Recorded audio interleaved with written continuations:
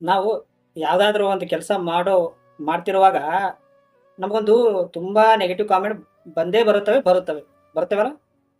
ಬೇರೆಯವರು ನಮಗೆ ಗೊತ್ತಿಲ್ಲದವ್ರು ಅಂದ್ರೆ ಒಂದು ಸಹಿಸ್ಕೋತೀವಿ. ಬಟ್ ನಮ್ಮ ಮನಸ್ಸಿಗೆ ಬೇಕಾಗಿದ್ದವರು ಕೂಡ ಒಂದೊಂದು ಮಾತು ಕಾಮೆಂಟ್ ಮಾಡಿದ್ರೆ ಸ್ವಲ್ಪ ಮನಸ್ಸಿಗೆ ಬೇಜಾರಾಗುತ್ತೆ. ಮಾಡೋ ಕೆಲಸ ಕೂಡ ಬಿಟ್ಟು ಬಿಡ್ಬೇಕು ಅನಿಸುತ್ತೆ. ಅವ್ರು ಏನಂತ ಹೇಳ್ತಾರೆ ಅಂದ್ರೆ, ನೀ ಹುಚ್ಚುಚ್ಚು ಯಾಕೆ ಮಾಡ್ತಾ ಇದೀಯೋ, ನೀನು ಮಾಡೋದ್ರಿಂದ ನಮ್ಮ ಇಜ್ಜತ್ ಹೋಗ್ತಾ ಇದೆ ಅಂತ ಹೇಳ್ತಾರೆ. ಇವನು ಮಾಡೋದ್ರಿಂದ ನಿನ್ನ ಇಜ್ಜತ್ ಯಾಕೆ ಹೋಗ್ತದ?